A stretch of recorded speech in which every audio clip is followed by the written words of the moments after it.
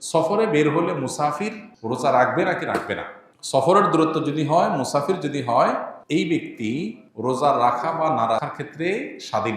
শরীয়ত তাকে রোজা রাখতে বাধ্য করে না। তবে যেই রোজা সফরের কারণে রাখা হবে না, সে রোজা রমজানের পরে রেখে দিতে হবে এবং এর কারণে তার কোনো গুনাহ হবে না। আল্লাহ বলেছেন, ফামান কানা মিনকুম মারিদান আও আলা সাফারিন ফাইদ্দাতুম মিন আইয়ামিন উখরা।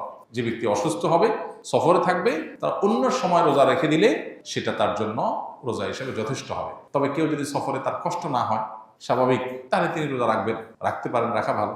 আর যদি কারোর কষ্ট হয়, তার জন্য বরং কষ্ট না করে, সফরে আল্লাহ সুযোগ দিয়েছেন যেহেতু, সে অপশন নিতে পারে, নেওয়া উচিত। নবী সাল্লাল্লাহু আলাইহি ওয়াসাল্লাম থেকে এটা প্রমাণিত এবং এটাতে কোনো হেজিটেশন করা উচিত না। হ্যাঁ, অনেকে এমন আছেন যে রমজান পরে আমার আর রাখা কঠিন, কাজে রাখার সুযোগ হয় না, হবে না, তাহলে আমার কষ্ট হচ্ছে না, তাহলে তার জন্য রাখা উত্তম।